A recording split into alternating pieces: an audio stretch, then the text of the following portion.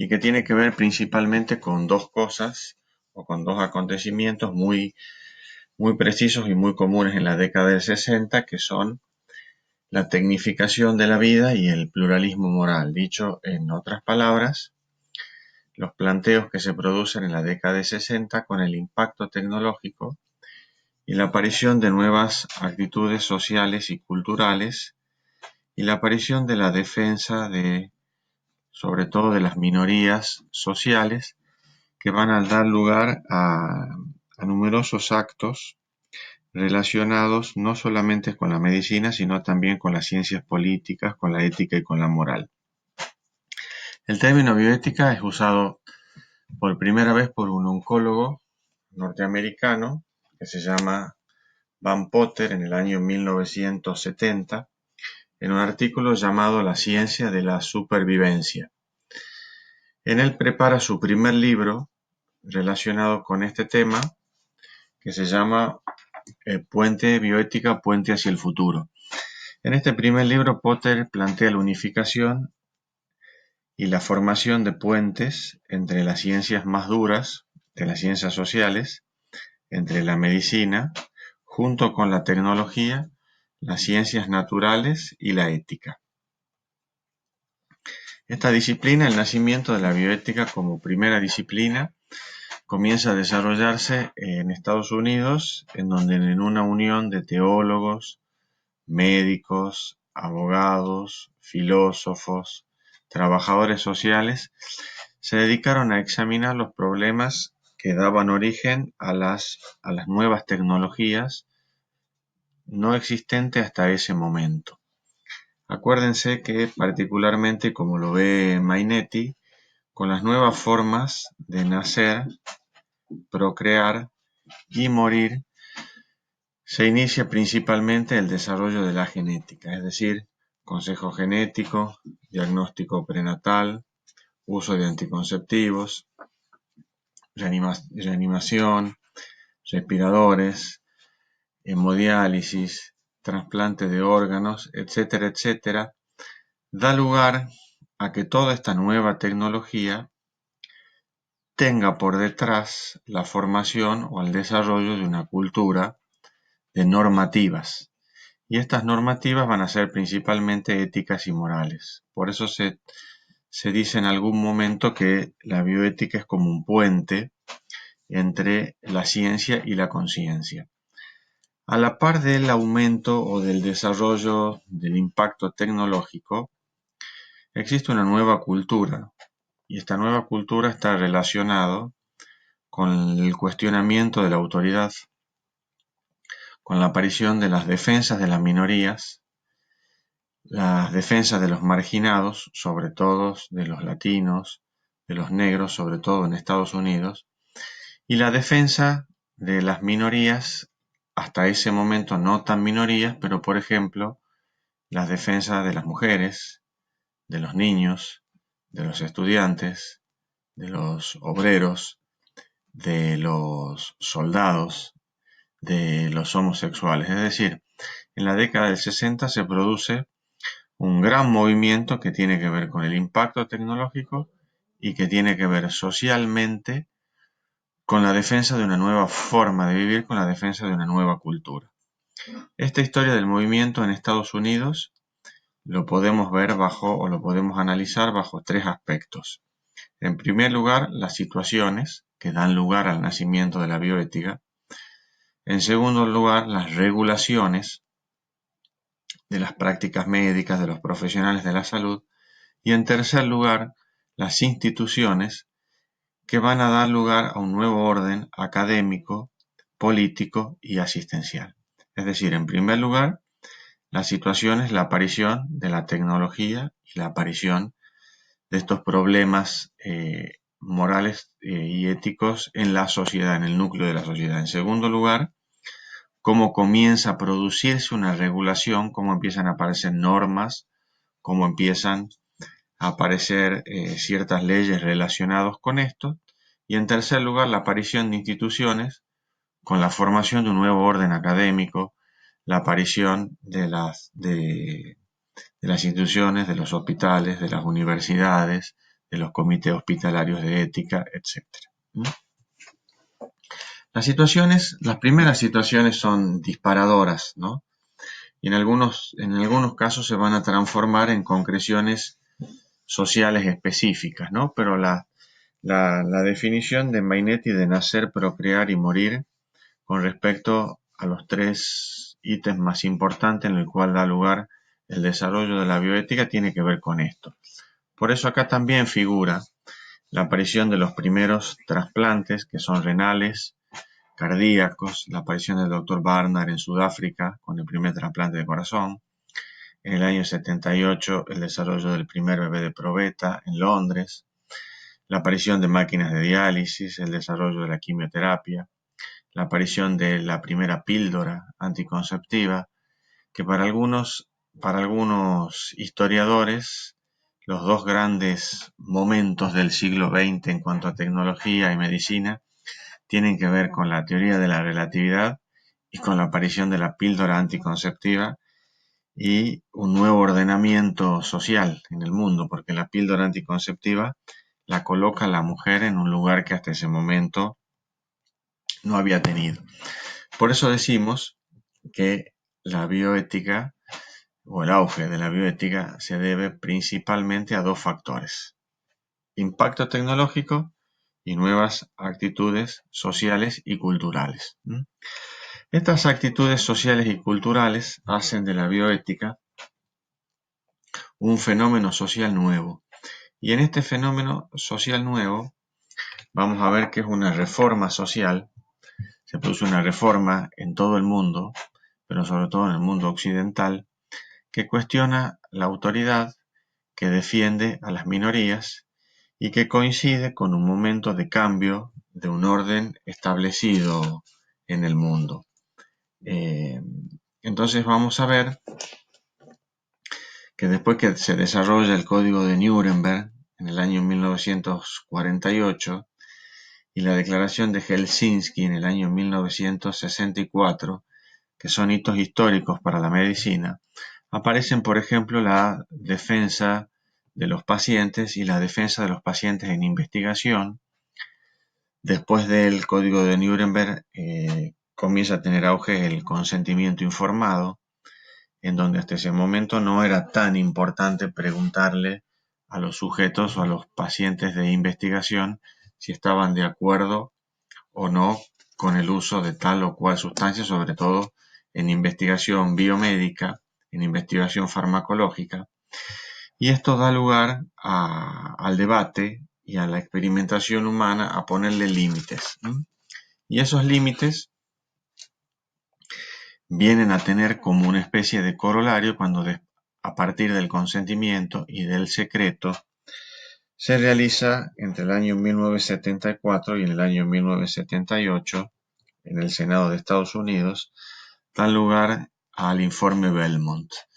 Este informe Belmont, que luego dará lugar al libro más importante hasta ese momento de bioética y uno de los más importantes, da lugar a los principios que durante mucho tiempo fueron como rectores de acción, a los principios de la bioética, los principios de Beauchamp y Childress. Todo esto sumado a la libertad académica de la época, esta libertad académica y esta libertad de creación, junto con estos fenómenos culturales y con este aumento de la tecnología, va a producir una innovación en toda la rama de la medicina y en toda la rama de la enfermería, ¿sí? La revolución social, que va paralela a este impacto tecnológico, tiene que ver con un montón de actitudes y un montón de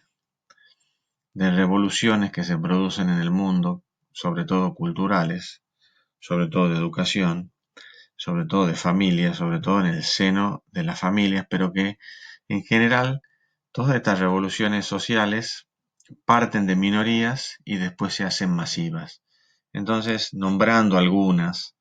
de estas revoluciones culturales, son las revoluciones universitarias,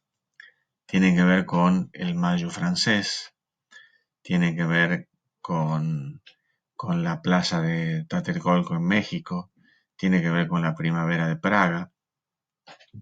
y sus efectos continúan muchos años después, porque la mayoría de estas manifestaciones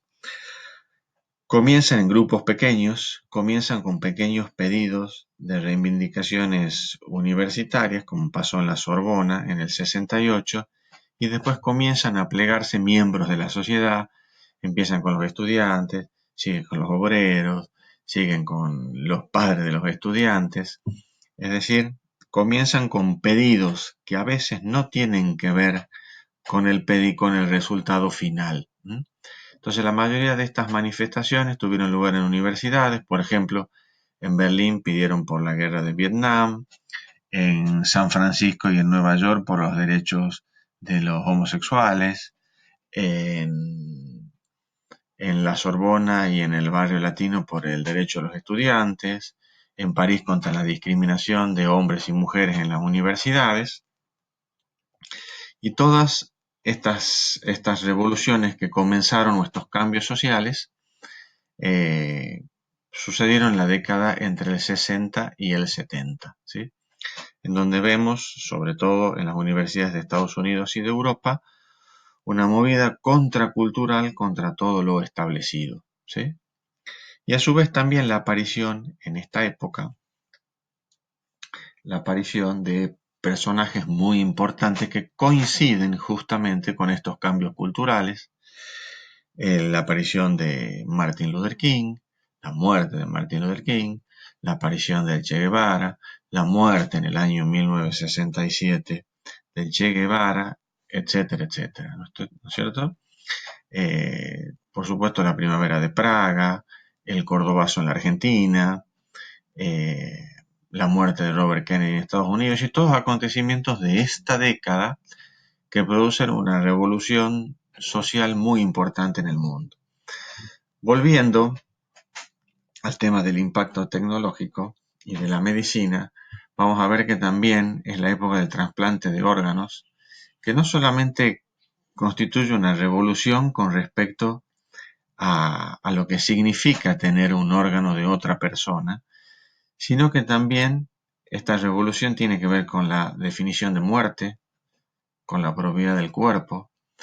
eh, con lo que se puede hacer, con lo que se debe hacer,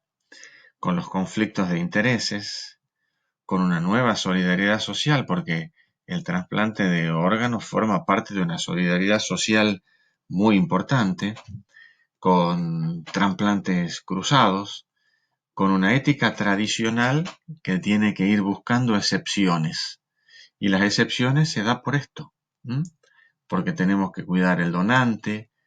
porque el donante puede ser cadavérico, porque el donante puede ser un niño, pero el trasplante de órganos es una noticia, es un shock en la medicina y un shock en la ética muy importante. Acuérdense que ya hablamos de trasplante múltiple, de seno trasplante, de donante cadavérico, de comercio de órganos, de solidaridad internacional, etcétera, etcétera, etcétera. Y por otro lado, todo lo relacionado con el nacer, también con el nacer, con el no nacer y con el morir, tiene mucho que ver también en este desarrollo de los primeros años de la bioética. La polémica sobre el aborto, que sobre todo tiene estatus legal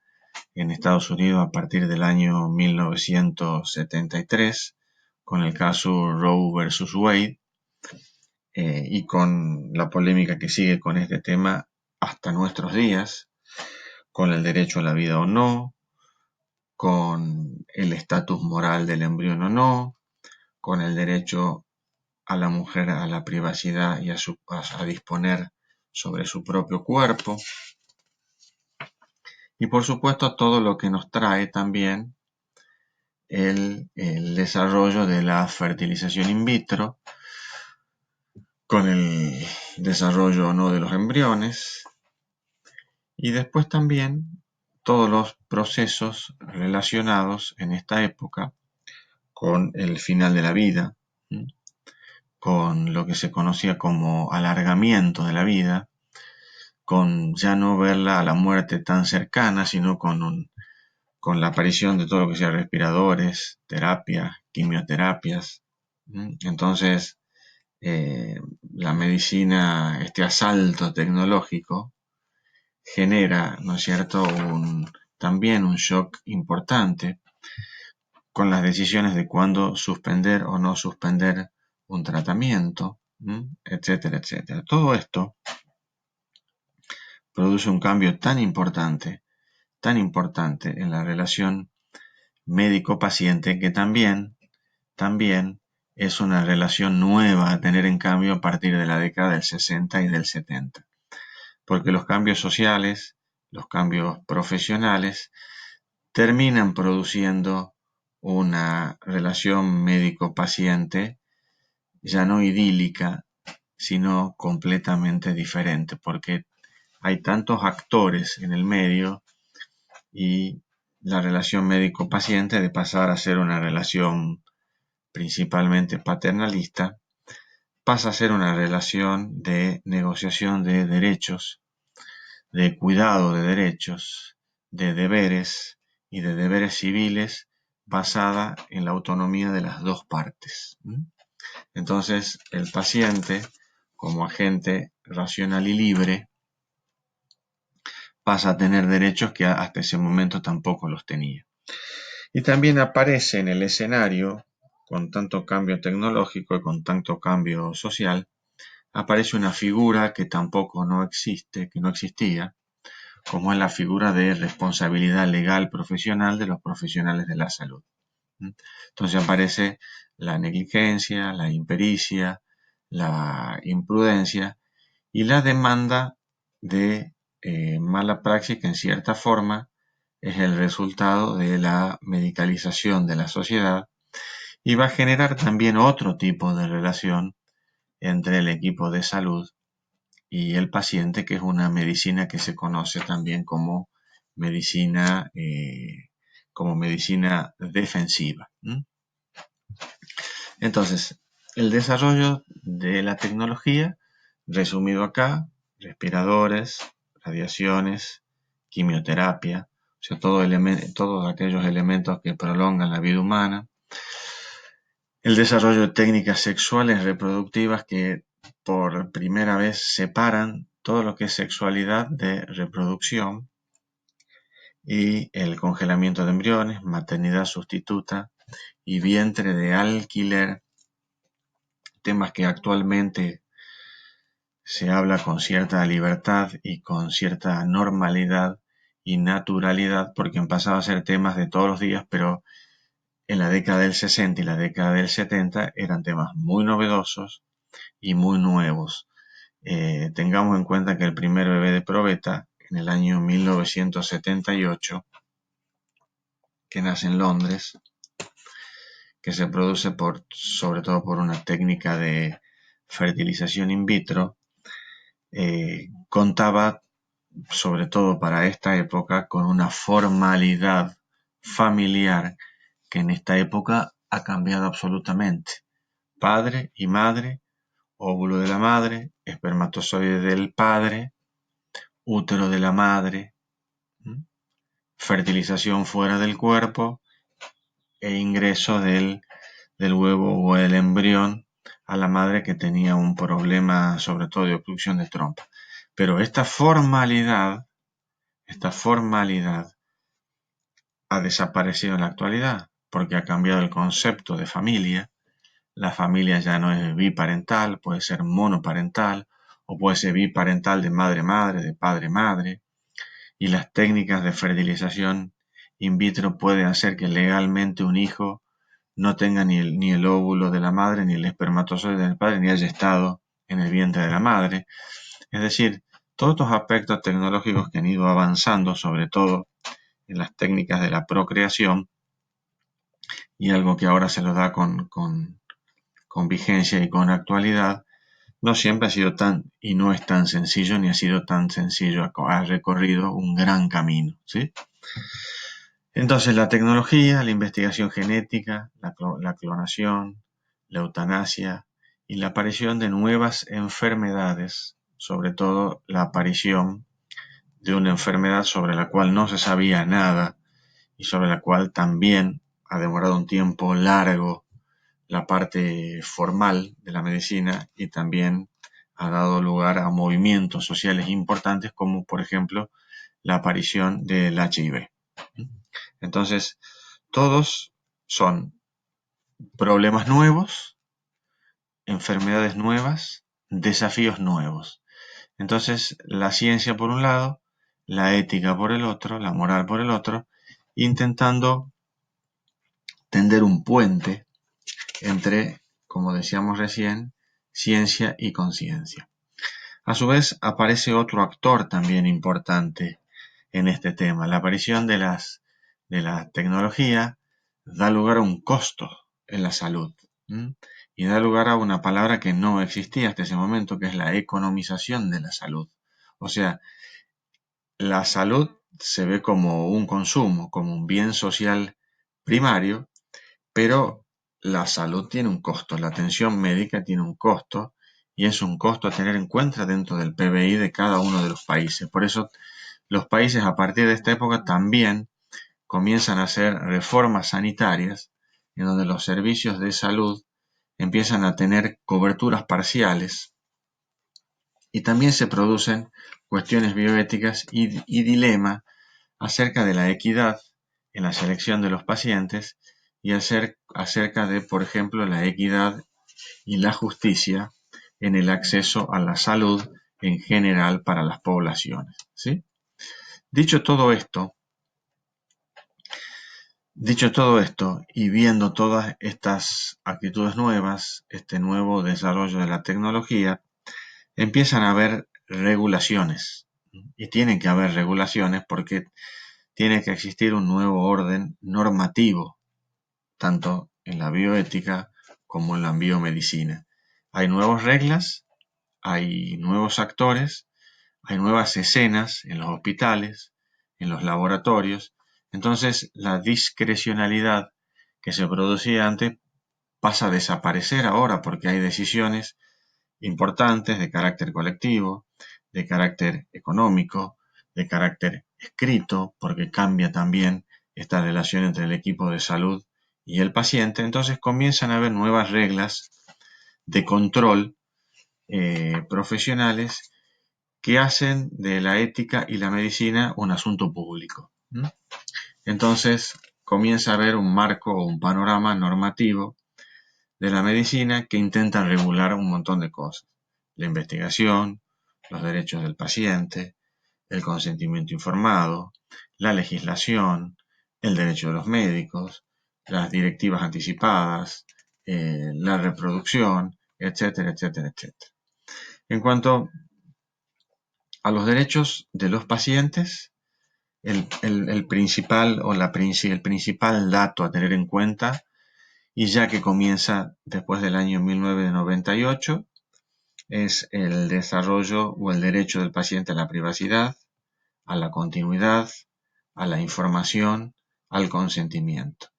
Y nace el consentimiento informado como una autorización legal y burocrática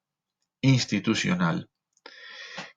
que comienza a hacerse generalizado para cualquier tipo de práctica. Es decir, el consentimiento informado en donde se expresa la autonomía de la persona a recibir o no recibir un tratamiento, ya no es solamente una formalidad oral, sino que ya tiene una formalidad conceptual y escrita, una nueva figura que comienza a verse tanto en consultorios como en hospitales, como en todo tipo de práctica. Entonces, la bioética retomando vemos que es un fenómeno cultural, porque tiene que ver con la cultura de esa época, y este fenómeno cultural tiene que ver con un movimiento social, ¿sí? O sea, la bioética es la amalgama de este puente entre fenómeno cultural, movimiento social, incorporación de la tecnología en la vida. Y se dice que tiene que ver con dos cosas, como lo expresa muy bien en su libro Bioética Ilustrada José Alberto Mainetti, con la crisis de la vida o moral y con la crisis de la era tecnológica. ¿Cuál es la crisis de la vida? La bioética, a partir de la década del 70, sobre todo, incluye tres temas en esta crisis de la vida. Los problemas ambientales y ecológicos que tienen que ver con todos los rubros y aspectos de la medicina. La revolución biológica, que tiene que ver con todo lo que acabamos de conversar ahora de desarrollo tecnológico. Y la medicalización de la existencia. A partir del siglo XX, la población, prácticamente todos, estamos medicalizados y prácticamente toda la asistencia médica es hospitalizada. O sea, también es una nueva forma de ver la medicina y la enfermería. Y la revolución biológica, que está relacionada con los tres parámetros que hemos comentado recién, sobre todo con el nacer, con el procrear y con el morir. ¿Sí? Y en ellos incluimos diagnóstico prenatal, reanimación, procreación responsable, anticoncepción, trasplantes, reproducción asistida, etc. Entonces, como decíamos, esta relación entre el médico y el equipo de salud a partir de la década del 70 y del 80 cambia. De ser una relación vertical en un solo sentido, paternalista, idílica, prácticamente oral, pasa a ser una relación de negociación, de derechos, de deberes y basada en la autonomía de cada una de las partes. Y esta crisis global va a plantear que ya el desarrollo de la medicina o la medicina y el criterio de salud según las definiciones de la OMS cambia completamente. Entonces vamos a ver que ya no solamente se trata de prevenir, ya no solamente se trata de curar, sino que hay un montón de nuevos tipos de medicina que forman parte también de esta nueva relación entre los profesionales de la salud y los pacientes. En cuanto al desarrollo de las instituciones, vamos a ver que la bioética va a construir o va a constituir instituciones nuevas para reflexionar moralmente sobre la ciencia y la tecnología. Entonces, ya sabemos que la bioética es una disciplina hoy que no solamente tiene una formación académica en la medicina, sino que la bioética hoy tiene equipos multidisciplinarios que tienen que ver con el derecho, que tienen que ver con la investigación, que tiene que ver con la gestión política y que tiene que ver también con la gestión asistencial. Entonces, han nacido o han empezado a producirse, sobre todo en Estados Unidos, un montón de instituciones dedicadas al estudio de la bioética. Uno de los primeros es el Centro Hastings, en Nueva York, fundado en el año 1969 por un filósofo y un psiquiatra. Y es uno de los nuevos pioneros en estas disciplinas, ¿no es cierto? Porque primero empiezan con el problema del aborto y después con el problema de la biomedicina. Y después se dan cuenta que la agenda de la bioética es mucho más grande. Entonces, estos centros comienzan como servicios públicos y terminan brindando asesoramiento en comisiones oficiales, terminan trabajando en el Senado. Luego también da lugar a la formación del Instituto Kennedy, en Estados Unidos, también muy importante. En su momento, en el año 71, dirigido por un tocoginecólogo, que empiecen a estudiar la embriogénesis, la medicina reproductiva, empieza a estudiar las características bioéticas de la reproducción humana y se relaciona con Georgetown, ¿no es cierto? Y son las primeras escuelas de medicina en donde enseñan ética médica y en donde producen una maestría en ética médica y tiene la mayor biblioteca sobre ética en el mundo. ¿Mm? Acuérdense que de estas instituciones y del estudio de la primera, digamos, la primera, en cierta forma, institucionalización política de la bioética fue una controversia sobre, cuando empiezan las controversias sobre la experimentación, sobre las personas, sobre la experimentación humana y sobre los trasplantes cardíacos. Fue ahí donde el estilo de la ética empieza en las distintas comisiones y es ahí donde se produce la Comisión Nacional del Congreso en Estados Unidos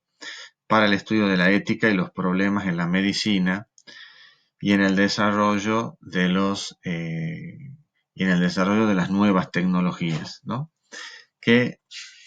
de estas universidades, sobre todo de Hastings y de Kennedy, forman esta comisión que es la que va a dar lugar al nacimiento del gran libro de la bioética de Beauchamp y Childress, que da lugar al principialismo en la ética, es decir, que da lugar al desarrollo de la ética en medicina y de los principios de autonomía, de justicia, de beneficencia y de no maleficencia. Entonces, acuérdense que nos acordamos que en esta crisis de la medicina va a pasar de todo esto, de ser una medicina curativa, donde solamente trataba la enfermedad, a una medicina preventiva, donde lo más importante es que el paciente no se enferme, o sea, curar su salud. Pero después aparecen todas estas medicinas, la medicina paliativa, la medicina del cuidado, la medicina del deseo, en donde yo ingreso a un centro médico o un hospital para verme mejor, la medicina que tiene de vista la calidad de vida, la medicina predictiva, el desarrollo del genoma humano, la medicalización de la psiquis, la medicina psicoconductiva, la medicina del placer y del confort, la medicina permutativa. La aparición entonces de este informe, que es este informe Belmont, va a dar lugar a los principios de la bioética, que son los 4 principios que ya nombramos, que en primera fase es muy importante porque ayuda a normatizar ciertas formas de trabajar. Entonces, la resolución de estos conflictos éticos y morales se aplican estos principios que en un principio se hacen muy prácticos, pero después terminan siendo un poco rudimentarios y solamente nos abocamos a elaborar los principios, ¿sí? Entonces nos damos cuenta que a pesar de que los principios son orientadores de una acción, no existen un orden lógico a veces para los principios, a veces tampoco fórmulas para resolver un caso, ni programas de computadora, ni principios preestablecidos, ni algoritmos, y nos damos cuenta que cada caso es único. Entonces nos damos cuenta que estos principios, si bien son ordenadores, si bien intentan resolver un conflicto moral que pueden aplicarse o no a las medicinas, lo más importante termina siendo para la resolución de un conflicto el equilibrio reflexivo, en donde se toman los principios, pero también evaluamos las normas, los valores, las obligaciones en conflicto, los ordenamos y tratamos de brindar una estrategia de resolución de conflictos lógicos. Así como daba la impresión cuando se produce el nacimiento de los principios que el más, digamos, el predominante, porque pasamos de una medicina paternalista a una medicina autonómica, podía ser el de autonomía. Hoy tenemos en cuenta que probablemente el más importante sea el principio de justicia, ahora también denominado por muchos autores como principio de justicia social. ¿Por qué? Porque en cierta forma la justicia social es el ordenamiento distributivo de los ingresos, es el ordenamiento de las cargas y tiene siempre en cuenta el principio de justicia social, la distribución equitativa, la honestidad, la solidaridad, la transparencia, sobre todo en este equilibrio reflexivo. ¿Estamos? Entonces, el informe Belmont se produce entre el año 74 y 78 en la comisión, en una comisión en el Congreso de los Estados Unidos. Da lugar, después de 4 años de trabajo, a este informe y formula 3 principios. Este informe, dos de este informe, ¿no es cierto?, en el año 78, en resumen, dice que el respeto por las personas y los seres humanos tienen que ser protegidos en investigación, da lugar a la beneficencia como obligación médica, minimiza los riesgos, da lugar a la justicia como imparcialidad en la distribución de recursos y pone muy en boga la autonomía y el consentimiento informado. Pero lo más importante, que el resultado es, en el año 79, que Beauchamp y Childress publican una obra clave que se llama Los principios de la ética biomédica, que va a ser motivo de nuestra próxima conversación. Muchas gracias.